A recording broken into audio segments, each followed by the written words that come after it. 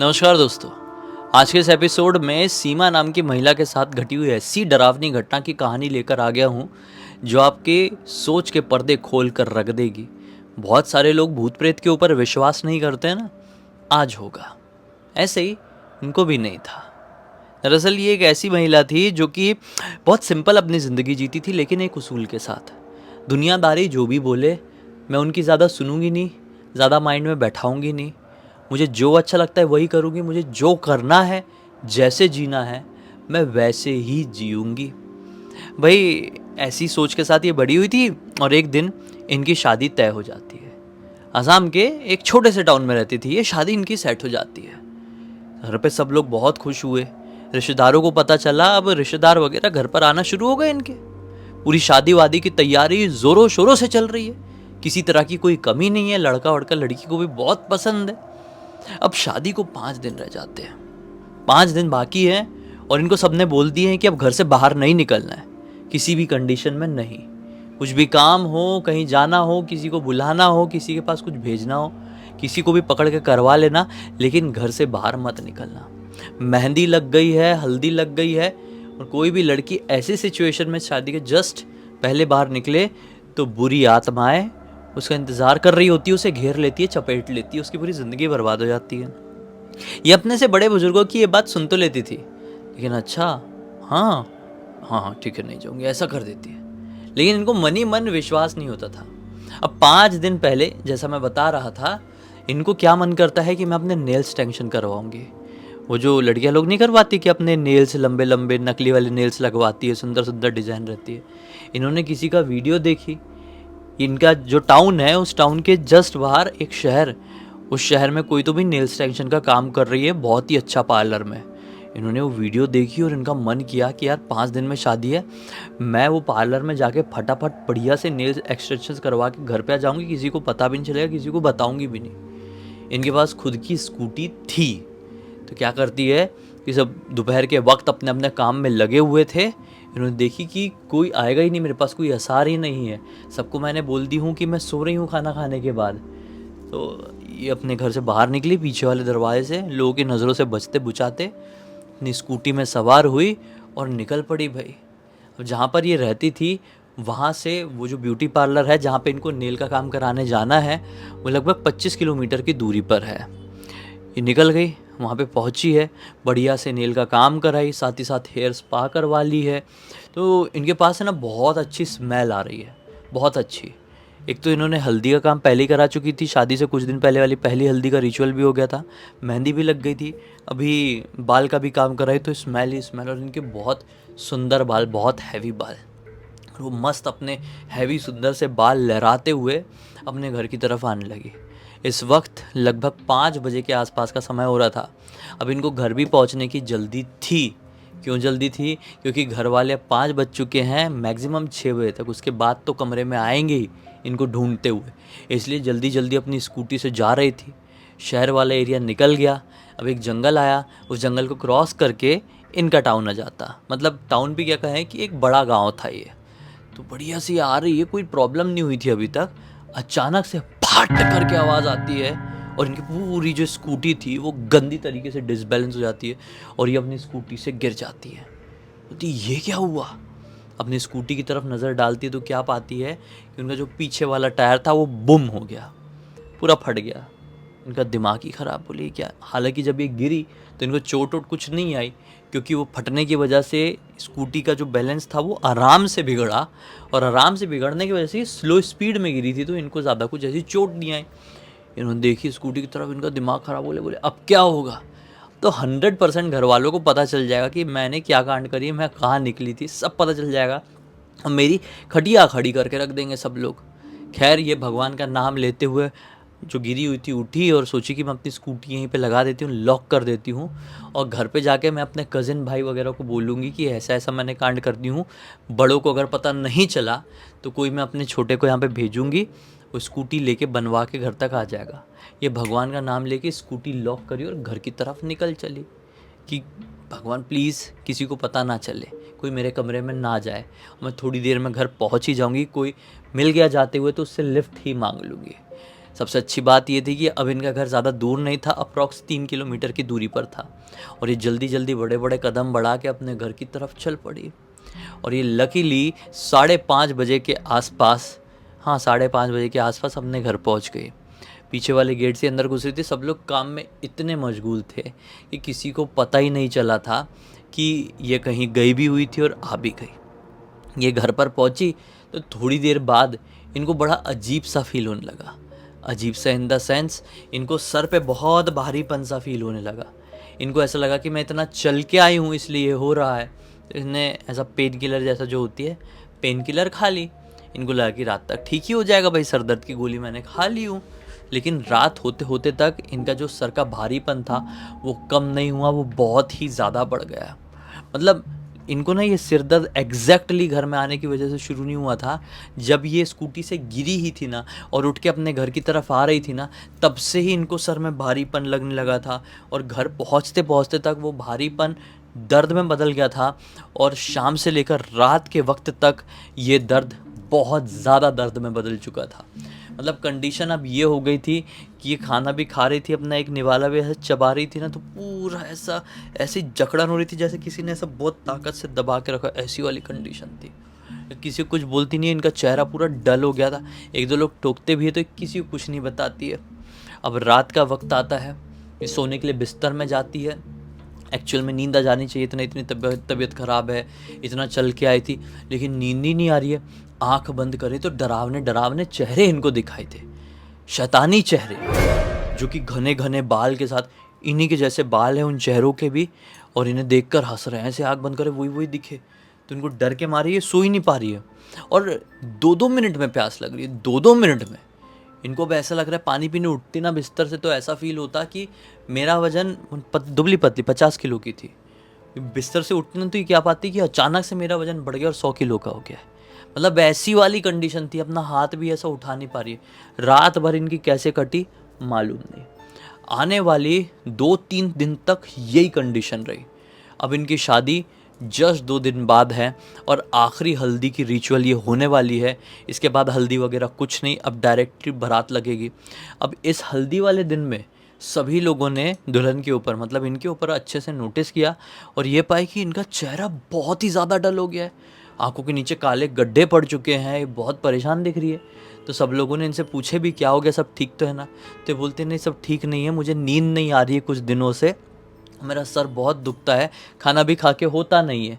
तो सब लोगों ने, जो घर की जो महिलाएं थी, बुजुर्ग महिलाएं, उन लोगों ने समझाई कि बेटा शादी करने जा रही है, पहली बार की बात है, ऐसा तो है नहीं, तुझे बड़ा एक्सपीरियंस है और ज़िंदगी बदलने वाली चीज़ है, तो तुझे उस चीज़ का मेंटल स्ट्रेस हो रहा है, ऐसा कुछ भी नहीं है, सब नॉर्मल है, सबकी शादी होती है, सबकी एक नई ज़िंदगी शुरू होती है, इतना ज़्यादा टेंशन मत पाल, सब ठीक हो जाएगा। घर की बड़ी बुजुर्ग महिलाएं क्या कहती है, बेटा आज तो हमारे साथ सोना, अकेले अपने कमरे में छोड़, तो अकेले सोती है, कुछ का कुछ सोचती है, इस चक्कर में तुझे नींद नहीं आ रही है, तो हमारे साथ सोएगी, छत में सोएगी। तो कुछ लोग बोलते भी अरे छत में, इसको तो हल्दी लग गई ना आखिरी वाले, तो क्या हो गया? बोले घर की सीमा के अंदर ही तो सो रही है, घर की प्रेमाइसिस के अंदर ही, कहीं बाहर थोड़ी जा रही है, कुछ नहीं होता, छत में सोएगी हमारे साथ। तो कुछ बुजुर्ग महिलाएं लोग इसको, कुछ नहीं क्या, अच्छे सारे मेहमान लोग, सब औरतें लोग छत में ही सोती थी, इसको भी छत में लेकर चली गई। अब सीमा सो रही है, सीमा के बाजू में एक छोटी सी बच्ची 14-15 साल की, फिर बाकी सब बड़ी बुजुर्ग औरतें लोग, घर की भाभी, नानी, काकी, दादी, बुआ, दुनिया भर की जो होती है, सब सो रही है। रात ये सोने की कोशिश करने लगी हैं। अब इनको भी डर था आज भी कि आज भी मुझे सेम होगा, बुरे सपने दिखाई देंगे, डरावने चेहरे। तो ये चादर ओढ़ के, अपने सर तक चादर ओढ़ के ऐसा सोने लगी। अचानक से ऐसा फील होता है इनको कि इनको चादर पकड़ के ना कोई ऐसा ऐसा कर रहा है। ये चादर ऐसा ओढ़ के सर तक पकड़ के ऐसा सो रही थी, ठीक है, तो इनको ऐसा फील होता है ऐसा ऐसा चादर कोई खींच रहा है। तो ये चादर हटा के देखती है कि बाजू में जो लड़की सो रही है, इनकी कज़िन लगती थी वो, वही कर रही होगी। तो ये ऐसा चादर हटाती है और कज़िन की तरफ देखती, बोलती क्या हो गया? तो बोलती क्या हो गया, कुछ नहीं। ये बोलती चादर क्यों खींच रही थी? बच्ची बोलती नहीं मैंने नहीं खींची। बोलती अच्छा छोड़। फिर ये ऐसा ओढ़ के फिर सोने लगती है। यही चीज़ 4-5 बार हुई और जब 5वीं-6वीं बार ये पलटी ना, तो अब तक तो बच्ची गहरी नींद में सो चुकी थी। इनको टेंशन हो गया कि जब बच्ची इतनी गहरी नींद में सो रही है और यहाँ पे मौजूद हर एक व्यक्ति अब सो चुका है, तो इतनी रात गए मेरे साथ ये कर कौन रहा है? इनको घबराहट हुई। इन्होंने अपना जो चादर है वो सर के ऊपर से नहीं, ऐसा नॉर्मली यहाँ तक रखी और आँख बंद करके सोने की कोशिश करने लगी। लेकिन जस्ट 5 मिनट बाद इनको ऐसा आभास होता है कि जहाँ पर ये सो रही है, छत में नीचे ही सो रही थी ना गद्दा बिछा के, इनके बाजू में ना कोई ऐसा पैर घिसटा घिसटा के, पैर घसीट घसीट के चल रहा है इनके जस्ट बाजू में। इनको ऐसा लगा कि कौन हो सकता है, इतनी रात गए, ऐसा कौन चलेगा बिल्कुल मेरे पास ही आके। तुरंत आँख खोली तो क्या पाई, कोई नहीं। लेकिन आवाज़ बहुत ज़्यादा क्लियर थी, इतनी क्लियर और इतने पास से थी, मतलब समझ लो अगर वो यहाँ सो रही है ना, यहाँ, तो यहाँ पे कोई चल रहा था पैर घसीट घसीट के। तो बोली ये कैसे हो सकता है। एक काम करती हूँ, मैं अपना डायरेक्शन बदल देती हूँ सोने का। कई बार लोग ये भी बोलते हैं कि अगर आप इस डायरेक्शन में सर रख के सो रहे हो और यहाँ पे बुरे सपने हो रहे हैं, नींद नहीं आ रही है, बुरा आभास हो रहा है, तो अपना सोने का डायरेक्शन बदल लो, यहाँ सर रख के सो जाओ। अगर ये जगह नॉर्थ में नहीं आती तो नॉर्थ की तरफ सर रख के नहीं सोना चाहिए। ये बात आप भी गांठ बांध के रख लो, साउथ में रख लो, ईस्ट में रख लो, वेस्ट में रख लो, नॉर्थ में नहीं चलेगा। तो इनको भी ये चीज़ मालूम थी, तो अपना डायरेक्शन बदल देती है, फिर भी वही चीज़। कभी इनको ऐसा फील हो कि इनके पैर में कोई ऐसा ऐसा गुदगुदी जैसा कर रहा है, कभी चादर खींच रहा है। ऐसे करते करते 1 घंटे के आसपास का समय बीत गया। अब इनका दिमाग ख़राब हुआ, या मन ही मन में हनुमान चालीसा पढ़ लगी कि बस जो मुझे रोज़ होता है, जो रोज़ एक्चुअल में मुझे ये होता है कि आभास होता है, अब मुझे वो फिज़िकली फील हो रहा है। मुझे ऐसा लग रहा है मुझे कोई टच कर रहा है, आज पहली बार ऐसा लग रहा है। तो डर के मारे हनुमान चालीसा पढ़ने लगी। अचानक से हनुमान चालीसा पढ़ते पढ़ते कुछ ही लाइन इन्होंने बोली होगी कि ऐसा फील हुआ कि जस्ट इनके बाजू में कोई ऐसे ऐसे अपनी पायल, ऐसी पायल हाथ में पकड़ के ऐसी ऐसी ऐसी हिला रहा है। उनको डर लगा और तुरंत आँख खोली। आँख खोली तो क्या देखती है कि अभी इस बार कोई ना कोई है, 100% है। ये जहाँ पे सो रही है उससे थोड़ी ही आगे, हल्की अंधेरा है, लेकिन थोड़ी आगे एक औरत बैठी हुई है, पूरी दुल्हन जैसे घूंघट डाली हुई है, और वो पायल नहीं बजा रही थी, अपने हाथ के ऐसे बजने वाले कंगन ऐसे ऐसे बजा रही थी, ऐसे ऐसे। तो ये बहुत ज़ोर से डरी और ये समझ गई कि जो मुझे सपने में आती थी आज वो एक्चुअल में मेरे सामने आके खड़ी हो गई है। ये उस तरफ करवट बदली और फिर नॉन स्टॉप हनुमान चालीसा पढ़ते पढ़ते पढ़ते पढ़ते सो गई। इसको पता नहीं कैसे, हनुमान जी के आशीर्वाद से कहो कि कैसे कहो, इसको नींद आ गई। अब सुबह सब लोग जाके इसको उठाए तो ये उठते से ही डर के मारे रोने लगी। तो घर की सारी महिलाएं डर गई कि आज क्या हो गया इसको, अब क्यों रो रही है ये, सुबह उठते से ही कौन रोता है, दुल्हन बनने वाली है, अब 2 दिन 1 दिन शादी को बचा हुआ है, ये कौन सा नया हंगामा कर रही है। किसी को कुछ नहीं बता रही थी। अपनी मम्मी के पास गई, इसकी मम्मी ने पूछा अकेले कमरे में इसको बंद करके, बेटा बात क्या, बता तो तू, तुझे हो क्या गया, इतने दिनों से हम सब देख रहे हैं, तो अजीब सा बिहेव कर रही है। तो अपनी मम्मी को पूरी बात बता देती है कि इसने क्या करी थी और इसको क्या आभास हो रहा है। इसकी मम्मी तार जोड़ लेती, ले बेटा तेरे साथ तो वही हुआ कि तू बाहर निकल गई थी, इस चक्कर में जंगल वाले इलाके में तुझे किसी ने झपट ली, कोई चुड़ैल वुड़ैल ने, कोई ऐसी औरत जो कि शादी से जस्ट पहले ख़त्म हुई होगी, वो चुड़ैल बनी और तुझे झपट ली है। अब क्या करें, इसका उपाय क्या है। एक काम कर, इसका उपाय इतनी जल्दी निकल भी नहीं सकता, उपाय निकल भी गया तो तुझे आराम इतनी जल्दी नहीं मिलेगा। शादी तेरी 1 दिन में होने वाली है, तू शादी कर ले, शादी कर ले, फिर अपने आप ठीक हो जाएगा। किसी को कुछ बोलना मत, नहीं तो हंगामा खड़ा हो जाएगा। फालतू इतना सब कुछ हो चुका है, शादी में अड़चन आ गई ना बेटा तो ज़िंदगी बर्बाद अपनी और तेरी भी। ये बोलती ठीक है मम्मी, नहीं बोलूँगी किसी को। और ये झेलती आने वाली 2 रातों तक और फाइनली इसकी शादी हो जाती है। अब शादी होने के बाद ही अपने दूल्हे के घर पर गई। दूल्हे के घर पर भी रोज़ यही चीज़ हो रहा है। अब तो चीज़ें बढ़ गई है, इसको तो सपने की जगह क्या, अब तो वो जो औरत है ना, वो कई बार ऐसे चेहरे वहरे में ऐसे सहलाती, आँख खोलती तो बिल्कुल डरावने चेहरे के साथ वो बिस्तर में बैठी हुई है। तो चिल्ला चिल्ला के उठ जाती, भूत भूत भूत भूत ऐसा करती। ससुराल में सब लोग थे, पति थे, सास थे, ससुर थे, सबको पता चल गया कि रोज़ रात में भूत भूत भूत भूत करती है। 1-2 रात तो ऐसे ही सोच के इग्नोर कर दिए कि चलो बुरा सपना देख रही होगी, नए घर में आके सो रही है। लेकिन 6-7 दिन तक ये चीज़ रिपीट हो गई ना, तो ससुराल में आए हुए रिश्तेदार भी बोलने लगे कि इस लड़की के अंदर ही भूत है, गलत शादी करवा दी इस लड़की के घर वालों ने। इसको ब्लेम करने लगे, घर वालों को ब्लेम करने लगे। फिर लड़का बोलता है अरे नहीं नहीं ऐसा नहीं, महाराज जी हैं अपने, महाराज जी को दिखाते हैं। महाराज जी को दिखाना शुरू किए तो महाराज जी ने बोल दिए किसी किस्मत इतनी अच्छी कि इसने गले में माता रानी का, माता दुर्गा का एक लॉकेट पहनी हुई है। वो जो चुड़ैल है ना, वो इसके सर पे बैठकर घर तक आ गई थी। लेकिन इसके शरीर में नहीं घुस पा रही थी, सिर्फ और सिर्फ माता जी के लॉकेट की वजह से। माता जी की छवि बनी हुई थी उस लॉकेट की वजह से, वो अंदर नहीं आ पाई, वो इसके शरीर के अंदर नहीं घुस पाई। अगर वो छवि इसके साथ नहीं होती तो इसका खेल ख़त्म था। तो पति ने बोले कि ठीक है पंडित जी, अब वो घुस तो नहीं पाई है लेकिन इसके इर्द गिर्द है, तो आप कुछ कीजिए। तो पंडित जी बोलते ठीक है कि हम आपके घर पर आते हैं, शुद्धिकरण करते हैं, लड़की का शुद्धिकरण करते, सब ठीक हो जाएगा। पंडित जी ने जैसे बताया बिल्कुल वैसे ही रिचुअल किए, साथ ही साथ रक्षा सूत्र भी बांधे, और लकीली वो चीज़ ड्रास्टिकली ख़त्म हो गई। धीरे धीरे करके नहीं, ड्रास्टिकली। बताओ, ऐसी पार होती है कई बार एक रक्षा सूत्र में, एक छवि में, एक लॉकेट में, एक क्रिस्टल ब्रेसलेट में, बहुत सारी चीज़ें होती हैं ऐसी। इसलिए तो मैं बोलता हूँ कि अगर आप चाहो तो हमारी वेबसाइट को सर्च करके कोई भी परेशानी का सामना कर रहे हो तो अपने लिए हेल्प ले सकते हो।